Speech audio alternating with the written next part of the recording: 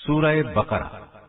रब दे नां नाल शुरू करना वा जिहड़ा बड़ा ही मेहरबान ते बेहिसाब रहम करन वाला है। असी इन्हां रसूलां विचों कुछ नूं कुछ ते वडियाई दित्ती है। इन्हां विचों कुछ ओ ने जिन्हां नाल रब ने गल कीती ते कुछ नूं रब ने बहुत उच्चा मकाम दिता।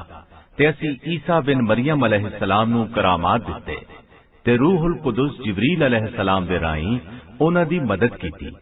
ते जे रब चाहंदा ते इन्हां रसूलां दे बाद आने वाले लोकी इन्हां दे कोल खुलियां निशानियां आ जाण तो बाद एक दूजे नाल जंग न करते, पर ओ झगड़े विच पै गए ते इन्हां विचों कुछ ईमान लै आए ते कुछ ने कुफर दी राह फड़ लई।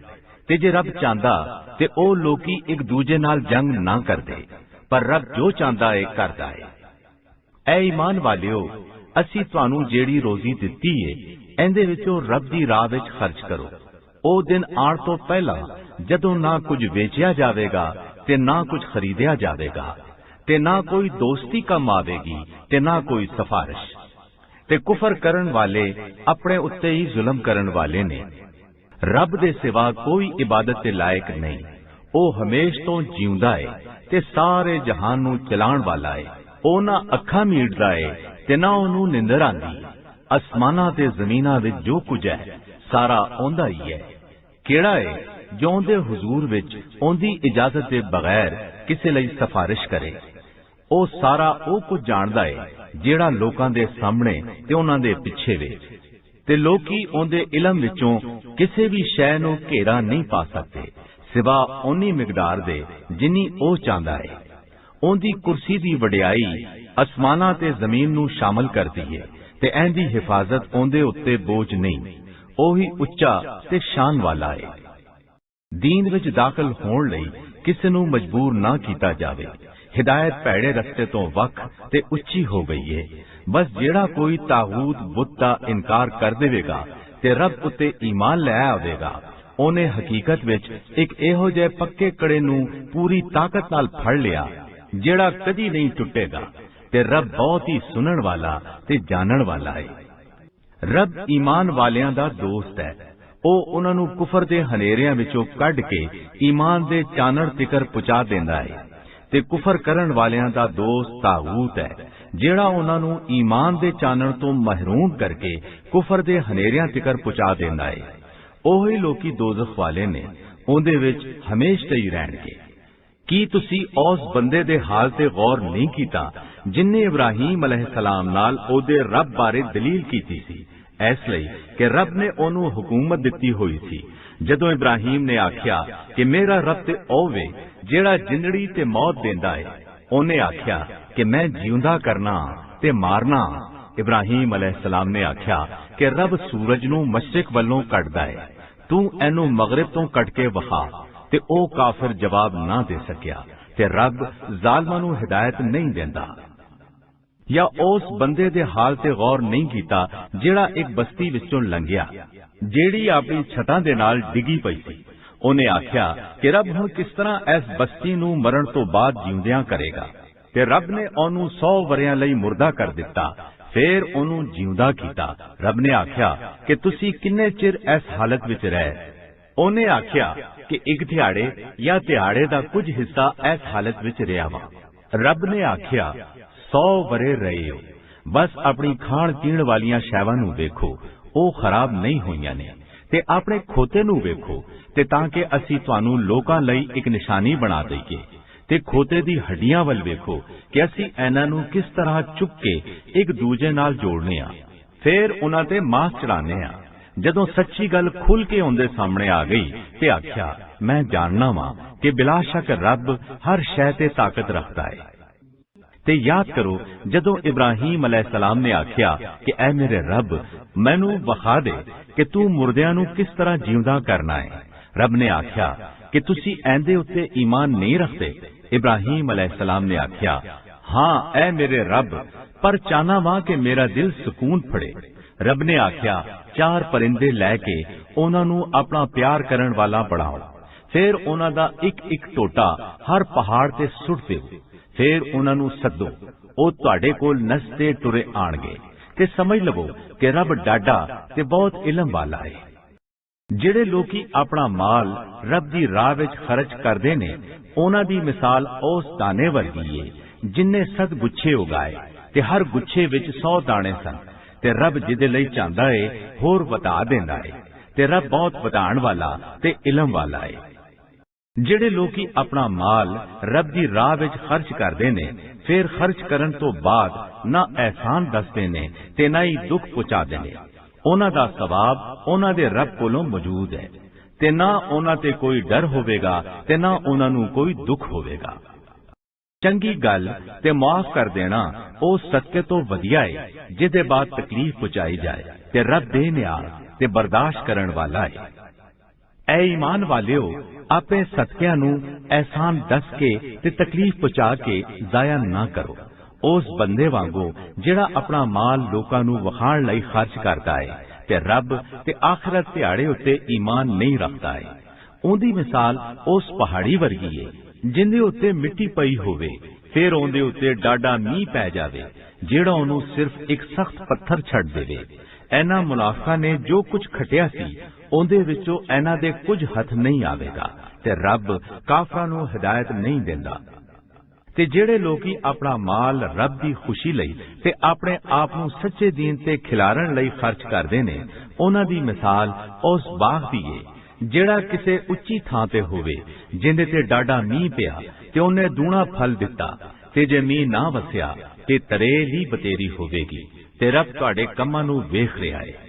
ਕੀ ਤੁਹਾਡੇ ਵਿੱਚੋਂ ਕੋਈ ਬੰਦਾ ਇਹ ਪਸੰਦ ਕਰਦਾ ਹੈ ਕਿ ਉਹਦੇ ਕੋਲ ਖਜੂਰਾਂ ਤੇ ਅੰਗੂਰਾਂ ਦਾ ਇੱਕ ਬਾਗ ਹੋਵੇ ਜਿੰਦੇ ਥੱਲੇ ਨਹਿਰਾਂ ਵਗਦੀਆਂ ਹੋਣ, ਉਹਦੇ ਵਿੱਚ ਉਹਦੇ ਲਈ ਹਰ ਕਿਸਮ ਦੇ ਫਲ ਹੋਣ, ਤੇ ਉਹ ਬੁੱਢਾ ਹੋ ਜਾਵੇ ਤੇ ਉਹਦੇ ਕਮਜ਼ੋਰ ਤੇ ਬਿਮਾਰ ਬੱਚੇ ਹੋਣ, ਤੇ ਇੱਕੋ ਦਮ ਉਹ ਬਾਗ ਇੱਕ ਵਾਹ ਵਡੋਲੇ ਦੇ ਵਿੱਚ ਆ ਜਾਵੇ ਜਿੰਦੇ ਵਿੱਚ ਅੱਗ ਹੋਵੇ ਜਿਹੜੀ ਉਹਨੂੰ ਸਾੜ ਦੇਵੇ। ਰੱਬ ਐਸੇ ਤਰ੍ਹਾਂ ਤੁਹਾਡੇ ਲਈ ਨਿਸ਼ਾਨੀਆਂ ਨੂੰ ਬਿਆਨ ਕਰਦਾ ਹੈ ਤਾਂ ਕਿ ਤੁਸੀਂ ਗੌਰ ਕਰੋ। ਐ ਈਮਾਨ ਵਾਲਿਓ, ਰੱਬ ਦੀ ਰਾਹ ਵਿੱਚ ਆਪਣੀ ਕਮਾਈ ਵਿੱਚੋਂ ਚੰਗੀਆਂ ਸ਼ੈਵਾਂ ਖਰਚ ਕਰੋ, ਤੇ ਉਹਦੇ ਵਿੱਚੋਂ ਵੀ ਜਿਹੜਾ ਅਸੀਂ ਤੁਹਾਡੇ ਲਈ ਜ਼ਮੀਨ ਵਿੱਚ ਪੈਦਾ ਕੀਤਾ ਹੈ, ਤੇ ਉਹਦੇ ਵਿੱਚੋਂ ਨਾਪਾਕ ਤੇ ਭੈੜੀਆਂ ਸ਼ੈਵਾਂ ਖਰਚ ਕਰਨ ਦਾ ਇਰਾਦਾ ਨਾ ਕਰੋ। ਹਾਲਾਂ ਤੁਸੀਂ ਆਪ ਦੂਜਿਆਂ ਨੂੰ ਉਹ ਸ਼ੈ ਅੱਖਾਂ ਮੀਟੇ ਬਗੈਰ ਨਾ ਲੈਂਦੇ, ਤੇ ਸਮਝ ਲਵੋ ਕਿ ਰੱਬ ਬੇਨਿਆਜ਼ ਤੇ ਤਾਰੀਫ ਵਾਲਾ ਹੈ। ਸ਼ੈਤਾਨ ਤੁਹਾਨੂੰ ਮੁਤਾਜੀ ਤੋਂ ਡਰਾਉਂਦਾ ਹੈ ਤੇ ਬੁਰਾਈ ਦਾ ਹੁਕਮ ਦਿੰਦਾ ਹੈ, ਤੇ ਰੱਬ ਤੁਹਾਨੂੰ ਬਖਸ਼ਿਸ਼ ਤੇ ਰਹਿਮਤ ਤੇ ਕਰਮ ਦਾ ਵਾਅਦਾ ਕਰਦਾ ਹੈ, ਤੇ ਰੱਬ ਬਹੁਤ ਹੀ ਵਡਿਆਈ ਤੇ ਇਲਮ ਵਾਲਾ ਹੈ। ਰੱਬ ਜਿਹਨੂੰ ਚਾਹੁੰਦਾ ਹੈ ਅਕਲ ਦਿੰਦਾ ਹੈ, ਤੇ ਜਿਹਨੂੰ ਅਕਲ ਲੱਭ ਗਈ ਉਹਨੂੰ ਚੋਖੀ ਭਲਾਈ ਲੱਭ ਗਈ, ਤੇ ਨਸੀਹਤ ਸਿਰਫ ਅਕਲ ਵਾਲੇ ਹੀ ਹਾਸਲ ਕਰਦੇ ਨੇ। ਤੇ ਤੁਸੀਂ ਜੋ ਕੁਝ ਰੱਬ ਦੀ ਰਾਹ ਵਿੱਚ ਖਰਚ ਕਰਦੇ ਹੋ ਜਾਂ ਕੋਈ ਮੰਨਤ ਮੰਨਦੇ ਹੋ, ਤੇ ਰੱਬ ਬਿਲਾ ਸ਼ੱਕ ਉਹਨੂੰ ਜਾਣਦਾ ਹੈ, ਤੇ ਜ਼ਾਲਮਾਂ ਦਾ ਕੋਈ ਮਦਦ ਕਰਨ ਵਾਲਾ ਨਹੀਂ ਹੋਵੇਗਾ। ਜੇ ਤੁਸੀਂ ਸਦਕੇ ਤੇ ਖੈਰਾਤ ਨੂੰ ਵਿਖਾਉਂਦੇ ਹੋ ਤੇ ਚੰਗੀ ਗੱਲ ਹੈ, ਤੇ ਜੇ ਮੁਤਾਜਾਂ ਨੂੰ ਦੇਂਦੀ ਵਾਰੀ ਉਹਨੂੰ ਲੁਕਾਉਂਦੇ ਹੋ ਤੇ ਇਹ ਤੁਹਾਡੇ ਲਈ ਚੰਗਾ ਹੈ, ਤੇ ਰੱਬ ਤੁਹਾਡੇ ਗੁਨਾਹਾਂ ਨੂੰ ਮਿਟਾ ਦੇਵੇਗਾ, ਤੇ ਰੱਬ ਤੁਹਾਡੇ ਕੰਮਾਂ ਦੀ ਖਬਰ ਰੱਖਦਾ ਹੈ। ਐ ਮੇਰੇ ਰਸੂਲ ਸੱਲੱਲਾਹੁ ਅਲੈਹਿ ਵਸੱਲਮ, ਇਹਨਾਂ ਨੂੰ ਹਿਦਾਇਤ ਦੇਣਾ ਤੁਹਾਡੀ ਜ਼ਿੰਮੇਦਾਰੀ ਨਹੀਂ, ਪਰ ਰੱਬ ਜਿਹਨੂੰ ਚਾਹੁੰਦਾ ਹੈ ਹਿਦਾਇਤ ਦਿੰਦਾ ਹੈ। ਤੇ ਤੁਸੀਂ ਜਿਹੜੀ ਵੀ ਕੋਈ ਸ਼ੈ ਰੱਬ ਦੀ ਰਾਹ ਵਿੱਚ ਖਰਚ ਕਰੋਗੇ ਤੇ ਉਹਦਾ ਫਾਇਦਾ ਤੁਹਾਨੂੰ ਹੀ ਪਹੁੰਚੇਗਾ। ਤੇ ਤੁਸੀਂ ਜੋ ਕੁਝ ਖਰਚ ਕਰੋ ਸਿਰਫ ਰੱਬ ਦੀ ਖੁਸ਼ੀ ਲਈ ਕਰੋ, ਤੇ ਤੁਸੀਂ ਜਿਹੜੀ ਵੀ ਕੋਈ ਚੰਗੀ ਸ਼ੈ ਰੱਬ ਦੀ ਰਾਹ ਵਿੱਚ ਖਰਚ ਕਰੋਗੇ ਉਹਦਾ ਪੂਰਾ ਪੂਰਾ ਬਦਲ ਤੁਹਾਨੂੰ ਦਿੱਤਾ ਜਾਵੇਗਾ, ਤੇ ਤੁਹਾਡੇ ਉੱਤੇ ਜ਼ੁਲਮ ਨਹੀਂ ਕੀਤਾ ਜਾਵੇਗਾ। ਸਦਕਾ ਉਹਨਾਂ ਗਰੀਬਾਂ ਲਈ ਹੈ ਜਿਹੜੇ ਰੱਬ ਦੀ ਰਾਹ ਵਿੱਚ ਬੰਦ ਹੋ ਗਏ ਨੇ, ਜ਼ਮੀਨ ਵਿੱਚ ਰੋਜ਼ੀ ਹਾਸਲ ਕਰਨ ਲਈ ਤੁਰ ਫਿਰ ਨਹੀਂ ਸਕਦੇ। ਨਾ ਵਾਕਿਫ ਲੋਕੀ ਉਹਨਾਂ ਦੇ ਸਵਾਲ ਨਾ ਕਰਨ ਦੀ ਵਜ੍ਹਾ ਨਾਲ ਉਹਨਾਂ ਨੂੰ ਅਮੀਰ ਸਮਝਦੇ ਨੇ। ਤੁਸੀਂ ਉਹਨਾਂ ਨੂੰ ਉਹਨਾਂ ਦੇ ਚਿਹਰਿਆਂ ਤੋਂ ਪਛਾਣ ਲਓਗੇ, ਉਹ ਲੋਕਾਂ ਨਾਲ ਮਿੰਨਤਾਂ ਕਰਕੇ ਸਵਾਲ ਨਹੀਂ ਕਰਦੇ। ਤੇ ਤੁਸੀਂ ਜਿਹੜੀ ਵੀ ਕੋਈ ਚੰਗੀ ਸ਼ੈ ਰੱਬ ਦੀ ਰਾਹ ਵਿੱਚ ਖਰਚ ਕਰੋਗੇ ਤੇ ਰੱਬ ਬਿਲਾ ਸ਼ੱਕ ਉਹਨੂੰ ਜਾਣਦਾ ਹੈ। ਜਿਹੜੇ ਲੋਕੀ ਆਪਣੇ ਮਾਲ ਰਾਤ ਵਿੱਚ ਤੇ ਦਿਨ ਵਿੱਚ ਲਕੋ ਕੇ ਤੇ ਵਿਖਾ ਕੇ ਖਰਚ ਕਰਦੇ ਨੇ, ਉਹਨਾਂ ਦਾ ਸਵਾਬ ਉਹਨਾਂ ਦੇ ਰੱਬ ਕੋਲ ਪੱਕਾ ਹੈ, ਤੇ ਨਾ ਉਹਨਾਂ ਤੇ ਡਰ ਹੋਵੇਗਾ ਤੇ ਨਾ ਉਹਨਾਂ ਨੂੰ ਕੋਈ ਦੁੱਖ ਹੋਵੇਗਾ। ਜਿਹੜੇ ਲੋਕੀ ਸੂਦ ਖਾਂਦੇ ਨੇ ਉਹ ਆਪਣੀ ਕਬਰਾਂ ਵਿੱਚੋਂ ਇੰਜ ਉੱਠਣਗੇ ਜਿਸ ਤਰ੍ਹਾਂ ਉਹ ਬੰਦਾ ਜਿਹਨੂੰ ਸ਼ੈਤਾਨ ਆਪਣੇ ਅਸਰ ਨਾਲ ਪਾਗਲ ਬਣਾ ਦਿੰਦਾ ਹੈ। ਇਹ ਸਜ਼ਾ ਉਹਨਾਂ ਨੂੰ ਇਸ ਲਈ ਦਿੱਤੀ ਜਾਵੇਗੀ ਕਿ ਉਹ ਆਖਦੇ ਸਨ ਕਿ ਖਰੀਦਣਾ ਤੇ ਵੇਚਣਾ ਵੀ ਤੇ ਸੂਦ ਵਰਗਾ ਹੀ ਹੈ। ਹਾਲਾਂ ਰੱਬ ਨੇ ਖਰੀਦਣ ਤੇ ਵੇਚਣ ਨੂੰ ਹਲਾਲ ਕੀਤਾ ਹੈ ਤੇ ਸੂਦ ਨੂੰ ਹਰਾਮ ਕੀਤਾ ਹੈ। ਬਸ ਜਿੰਦੇ ਕੋਲ ਉਹਦੇ ਰੱਬ ਦੀ ਇਹ ਨਸੀਹਤ ਪਹੁੰਚ ਗਈ ਤੇ ਉਹ ਸੂਦ ਲੈਣ ਤੋਂ ਮੁੜ ਗਿਆ ਤੇ ਪਹਿਲਾਂ ਜੋ ਲੈ ਚੁੱਕਿਆ ਹੈ ਉਹ ਉਹਦਾ ਹੈ ਤੇ ਉਹਦਾ ਮਾਮਲਾ ਰੱਬ ਦੇ ਹਵਾਲੇ ਵੇ। ਤੇ ਜਿਹੜਾ ਇਸ ਤੋਂ ਬਾਅਦ ਲਵੇਗਾ ਤੇ ਉਹੀ ਲੋਕੀ ਦੋਜ਼ਖੀ ਹੋਣਗੇ, ਉਹਦੇ ਵਿੱਚ ਹਮੇਸ਼ ਲਈ ਰਹਿਣਗੇ। ਰੱਬ ਸੂਦ ਨੂੰ ਘਟਾਉਂਦਾ ਹੈ ਤੇ ਸਦਕਿਆਂ ਨੂੰ ਵਧਾਉਂਦਾ ਹੈ ਤੇ ਰੱਬ ਕਿਸੇ ਨਾ ਸ਼ੁਕਰੇ ਤੇ ਗੁਨਾਹ ਕਰਨ ਵਾਲਿਆਂ ਨੂੰ ਸੱਜਣ ਨਹੀਂ ਰੱਖਦਾ। ਬਿਲਾਸ਼ਕ ਜਿਹੜੇ ਲੋਕੀ ਈਮਾਨ ਲਿਆਏ ਤੇ ਉਹਨਾਂ ਨੇ ਚੰਗਾ ਕੰਮ ਕੀਤਾ ਤੇ ਨਮਾਜ਼ ਕਾਇਮ ਕੀਤੀ ਤੇ ਜ਼ਕਾਤ ਦਿੱਤੀ, ਉਹਨਾਂ ਦਾ ਸਵਾਬ ਉਹਨਾਂ ਦੇ ਰੱਬ ਕੋਲ ਪੱਕਾ ਹੈ ਤੇ ਉਹਨਾਂ ਨੂੰ ਨਾ ਡਰ ਹੋਵੇਗਾ ਤੇ ਨਾ ਉਹਨਾਂ ਨੂੰ ਕੋਈ ਦੁੱਖ ਹੋਵੇਗਾ।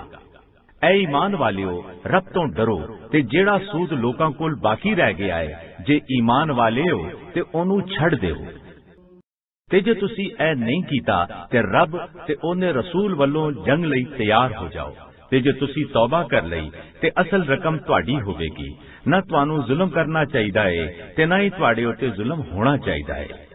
ਤੇ ਜੇ ਕਰਜ਼ ਲੈਣ ਵਾਲਾ ਮਾਲ ਤੋਂ ਤੰਗ ਹੋਵੇ ਤੇ ਸੌਖਾ ਹੋਣ ਤਿਕਰ ਉਹਨੂੰ ਵਕਤ ਦਿੱਤਾ ਜਾਵੇ ਤੇ ਤੁਹਾਡਾ ਉਹਨੂੰ ਮਾਫ ਕਰ ਦੇਣਾ ਜੇ ਤੁਸੀਂ ਜਾਣਦੇ ਤੇ ਤੁਹਾਡੇ ਲਈ ਬਹੁਤ ਚੰਗਾ ਹੈ। ਤੇ ਉਸ ਦਿਹਾੜੇ ਤੋਂ ਤੁਸੀਂ ਲੋਕੀ ਡਰ ਕੇ ਰਹੋ ਜਿਸ ਦਿਹਾੜੇ ਰੱਬ ਵੱਲ ਪਰਤਾਏ ਜਾਵੋਗੇ। ਫਿਰ ਹਰ ਇੱਕ ਬੰਦੇ ਨੂੰ ਉਹਦੇ ਕੀਤੇ ਦਾ ਪੂਰਾ ਪੂਰਾ ਬਦਲ ਦਿੱਤਾ ਜਾਵੇਗਾ ਤੇ ਉਹਨਾਂ ਤੇ ਜ਼ੁਲਮ ਨਹੀਂ ਹੋਵੇਗਾ। ਐ ਈਮਾਨ ਵਾਲਿਓ, ਜਦੋਂ ਤੁਸੀਂ ਇੱਕ ਤੈਅਸ਼ੁਦਾ ਵਕਤ ਲਈ ਇੱਕ ਦੂਜੇ ਨਾਲ ਲੈਣ ਦੇਣ ਕਰੋ ਤੇ ਉਹਨੂੰ ਲਿਖ ਲਿਆ ਕਰੋ। ਤੇ ਚਾਹੀਦਾ ਹੈ ਕਿ ਇੱਕ ਲਿਖਣ ਵਾਲਾ ਤੁਹਾਡੇ ਵਿੱਚ ਇਨਸਾਫ ਦੇ ਨਾਲ ਲਿਖੇ ਤੇ ਕੋਈ ਲਿਖਣ ਵਾਲਾ ਲਿਖਣ ਤੋਂ ਇਨਕਾਰ ਨਾ ਕਰੇ। ਜਿਸ ਤਰ੍ਹਾਂ ਰੱਬ ਨੇ ਉਹਨੂੰ ਇਲਮ ਦਿੱਤਾ ਹੈ ਉਹਨੂੰ ਲਿਖਣਾ ਚਾਹੀਦਾ ਹੈ ਤੇ ਜਿੰਨੇ ਜ਼ਿੰਮੇ ਹੱਕ ਹੋਵੇ ਲਿਖਵਾਏ ਤੇ ਰੱਬ ਤੋਂ ਡਰੇ ਜਿਹੜਾ ਉਹਦਾ ਰੱਬ ਹੈ ਤੇ ਉਹਦੇ ਵਿੱਚ ਕੁਝ ਨਾ ਘਟਾਵੇ। ਬਸ ਜੇ ਉਹ ਬੰਦਾ ਜਿੰਦੇ ਜ਼ਿੰਮੇ ਕਿਸੇ ਦਾ ਹੱਕ ਹੈ ਘੱਟ ਅਕਲ ਵਾਲਾ ਜਾਂ ਮਾੜਾ ਹੋਵੇ ਜਾਂ ਉਹ ਲਿਖਵਾ ਨਾ ਸਕਦਾ ਹੋਵੇ ਤੇ ਉਹਦਾ ਮਦਦਗਾਰ ਇਨਸਾਫ ਦੇ ਨਾਲ ਲਿਖਵਾ ਦੇਵੇ। ਤੇ ਆਪਣੇ ਲੋਕਾਂ ਵਿੱਚੋਂ 2 ਮਰਦਾਂ ਨੂੰ ਗਵਾਹ ਬਣਾ ਲਵੋ। ਜੇ 2 ਮਰਦ ਨਾ ਹੋਣ ਤੇ 1 ਮਰਦ ਤੇ 2 ਜ਼ਨਾਨੀਆਂ ਬਤੇਰੀਆਂ ਹੋਣਗੀਆਂ ਜਿਨ੍ਹਾਂ ਨੂੰ ਤੁਸੀਂ ਗਵਾਹ ਦੇ ਤੌਰ ਤੇ ਪਸੰਦ ਕਰੋ ਤਾਂ ਕਿ ਇੱਕ ਭੁੱਲ ਜਾਵੇ ਤੇ ਦੂਜੀ ਉਹਨੂੰ ਯਾਦ ਕਰਾ ਦੇਵੇ। ਤੇ ਜਦੋਂ ਗਵਾਹਾਂ ਨੂੰ ਸੱਦਿਆ ਜਾਵੇ ਤੇ ਉਹ ਇਨਕਾਰ ਨਾ ਕਰਨ ਤੇ ਜੇ ਮਾਮਲੇ ਦਾ ਇੱਕ ਵਕਤ ਤੈਅ ਹੋਵੇ ਭਾਵੇਂ ਛੋਟਾ ਹੋਵੇ ਜਾਂ ਵੱਡਾ ਉਹਦੇ ਲਿਖਣ ਵਿੱਚ ਸੁਸਤੀ ਨਾ ਕਰੋ। ਇਹ ਕੰਮ ਰੱਬ ਦੇ ਨੇੜੇ ਇਨਸਾਫ ਤੋਂ ਬਹੁਤਾ ਨੇੜੇ ਵੇ ਤੇ ਗਵਾਹੀ ਨੂੰ ਬਹੁਤ ਪੱਕਾ ਬਣਾਉਣ ਵਾਲਾ ਹੈ ਤੇ ਸ਼ੱਕ ਨੂੰ ਦੂਰ ਕਰਨ ਲਈ ਚੰਗਾ ਕੰਮ ਹੈ। ਸਿਵਾਏ ਇਹਦੇ ਕਿ ਤੁਹਾਡੇ ਵਿੱਚ ਨਕਦ ਕਾਰੋਬਾਰ ਦਾ ਲੈਣ ਦੇਣ ਹੋਵੇ ਤੇ ਇਹਨੂੰ ਨਾ ਲਿਖਣ ਵਿੱਚ ਤੁਹਾਡੇ ਲਈ ਕੋਈ ਨੁਕਸਾਨ ਦੀ ਗੱਲ ਨਹੀਂ। ਤੇ ਜਦੋਂ ਇੱਕ ਦੂਜੇ ਨਾਲ ਖਰੀਦ ਤੇ ਫਰੋਖਤ ਕਰੋ ਤੇ ਗਵਾਹ ਬਣਾ ਲਵੋ ਤੇ ਲਿਖਣ ਵਾਲੇ ਤੇ ਗਵਾਹ ਨੂੰ ਨੁਕਸਾਨ ਨਾ ਪਹੁੰਚਾਓ। ਤੇ ਜੇ ਤੁਸੀਂ ਇਹ ਕਰੋਗੇ ਤੇ ਤੁਹਾਡੇ ਹੱਕ ਵਿੱਚ ਗੁਨਾਹ ਦੀ ਗੱਲ ਨਹੀਂ ਹੋਵੇਗੀ ਤੇ ਰੱਬ ਤੋਂ ਡਰਦੇ ਰਹੋ ਤੇ ਰੱਬ ਤੁਹਾਨੂੰ ਇਲਮ ਦੇ ਰਿਹਾ ਹੈ ਤੇ ਰੱਬ ਹਰ ਸ਼ੈ ਨੂੰ ਚੰਗੀ ਤਰ੍ਹਾਂ ਜਾਣਨ ਵਾਲਾ ਹੈ। ਤੇ ਜੇ ਤੁਸੀਂ ਸਫ਼ਰ ਵਿੱਚ ਹੋਵੋ ਤੇ ਕੋਈ ਲਿਖਣ ਵਾਲਾ ਨਾ ਲੱਭੇ ਤੇ ਕਬਜ਼ੇ ਵਿੱਚ ਲਿੱਤਾ ਹੋਇਆ ਗਿਰਵੀ ਇਸਤੇਮਾਲ ਕਰੋ। ਬਸ ਜੇ ਤੁਹਾਡੇ ਵਿੱਚੋਂ ਕੋਈ ਕਿਸੇ ਤੇ ਭਰੋਸਾ ਕਰ ਲਵੇ ਤੇ ਉਹਨੂੰ ਜਿੰਦੇ ਉੱਤੇ ਭਰੋਸਾ ਕੀਤਾ ਗਿਆ ਹੈ ਚਾਹੀਦਾ ਹੈ ਕਿ ਉਹਦੀ ਅਮਾਨਤ ਅਦਾ ਕਰੇ ਤੇ ਰੱਬ ਤੋਂ ਡਰੇ ਜਿਹੜਾ ਉਹਦਾ ਰੱਬ ਹੈ ਤੇ ਗਵਾਹੀ ਨੂੰ ਨਾ ਲੁਕਾਓ। ਤੇ ਜਿਹੜਾ ਕੋਈ ਇਹਨੂੰ ਲੁਕੋਏਗਾ ਉਹਦਾ ਦਿਲ ਗੁਨਾਹਗਾਰ ਹੋਵੇਗਾ ਤੇ ਰੱਬ ਤੁਹਾਡੇ ਕੀਤੇ ਨੂੰ ਚੰਗੀ ਤਰ੍ਹਾਂ ਜਾਣਦਾ ਹੈ। ਤੇ ਜਿਹੜਾ ਕੁਝ ਅਸਮਾਨਾਂ ਤੇ ਜ਼ਮੀਨ ਵਿੱਚ ਹੈ ਰੱਬ ਦੀ ਮਲਕੀਅਤ ਹੈ ਤੇ ਤੁਹਾਡੇ ਦਿਲ ਵਿੱਚ ਜੋ ਕੁਝ ਹੈ ਉਹਨੂੰ ਵਿਖਾਓ ਜਾਂ ਲੁਕਾਓ ਰੱਬ ਉਹਦੇ ਬਾਰੇ ਤੁਹਾਡੀ ਪਕੜ ਕਰੇਗਾ। ਫਿਰ ਜਿੰਨੂੰ ਚਾਹੇਗਾ ਮੁਆਫ ਕਰ ਦੇਵੇਗਾ ਤੇ ਜਿੰਨੂੰ ਚਾਹੇਗਾ ਅਜ਼ਾਬ ਦੇਵੇਗਾ ਤੇ ਰੱਬ ਹਰ ਸ਼ੈ ਤੇ ਤਾਕਤ ਰੱਖਦਾ ਹੈ। ਰਸੂਲ ਸੱਲੱਲਾਹੁ ਅਲੈਹਿ ਵਸੱਲਮ ਉਸ ਸ਼ੈ ਤੇ ਈਮਾਨ ਲੈ ਆਏ ਜਿਹੜੀ ਉਹਨਾਂ ਦੇ ਰੱਬ ਵੱਲੋਂ ਉਹਨਾਂ ਤੇ ਲਾਈ ਗਈ ਤੇ ਮੋਮਿਨ ਵੀ ਹਰ ਇੱਕ ਈਮਾਨ ਲੈ ਆਇਆ ਰੱਬ ਤੇ ਉਹਦੇ ਫਰਿਸ਼ਤਿਆਂ ਤੇ ਉਹਦੀਆਂ ਕਿਤਾਬਾਂ ਤੇ ਉਹਦੇ ਰਸੂਲਾਂ ਤੇ। ਉਹ ਕਹਿੰਦੇ ਨੇ ਕਿ ਅਸੀਂ ਉਹਦੇ ਰਸੂਲਾਂ ਦੇ ਵਿੱਚ ਫਰਕ ਨਹੀਂ ਕਰਦੇ ਤੇ ਉਹਨਾਂ ਨੇ ਆਖਿਆ ਕਿ ਐ ਰੱਬ ਅਸੀਂ ਤੇਰਾ ਹੁਕਮ ਸੁਣਿਆ ਤੇ ਮੰਨਿਆ। ਐ ਸਾਡੇ ਰੱਬ ਅਸੀਂ ਤੇਰੀ ਬਖਸ਼ਿਸ਼ ਚਾਹੁੰਦੇ ਹਾਂ ਤੇ ਸਾਨੂੰ ਤੇਰੇ ਵੱਲ ਹੀ ਪਰਤਣਾ ਹੈ। ਰੱਬ ਕਿਸੇ ਬੰਦੇ ਨੂੰ ਉਹਦੀ ਤਾਕਤ ਤੋਂ ਵੱਧ ਤਕਲੀਫ ਨਹੀਂ ਦਿੰਦਾ। ਜਿਹੜਾ ਨੇਕੀ ਕਰੇਗਾ ਉਹਦਾ ਸਵਾਬ ਉਹਨੂੰ ਮਿਲੇਗਾ ਤੇ ਜਿਹੜਾ ਗੁਨਾਹ ਕਰੇਗਾ ਉਹਦਾ ਨਤੀਜਾ ਉਹਨੂੰ ਬਰਦਾਸ਼ਤ ਕਰਨਾ ਪਵੇਗਾ। ਐ ਸਾਡੇ ਰੱਬ ਭੁੱਲ ਚੁੱਕ ਤੇ ਗਲਤੀ ਤੇ ਸਾਡੀ ਪਕੜ ਨਾ ਕਰ। ਐ ਸਾਡੇ ਰੱਬ ਸਾਡੇ ਉੱਤੇ ਇਹੋ ਜਿਹਾ ਬੋਝ ਨਾ ਪਾ ਜਿਹੋ ਜਿਹਾ ਤੂੰ ਸਾਡੇ ਤੋਂ ਪਹਿਲਾਂ ਲੋਕਾਂ ਤੇ ਪਾਇਆ ਸੀ।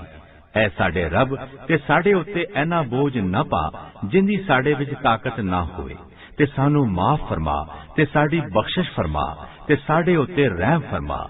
ਤੂੰ ਸਾਡਾ ਮਾਲਕ ਤੇ ਰੱਬ ਹੈ। ਬਸ ਕਾਫਰਾਂ ਦੀ ਕੌਮ ਤੇ ਸਾਨੂੰ ਫਤਹ ਦੇ ਦੇ।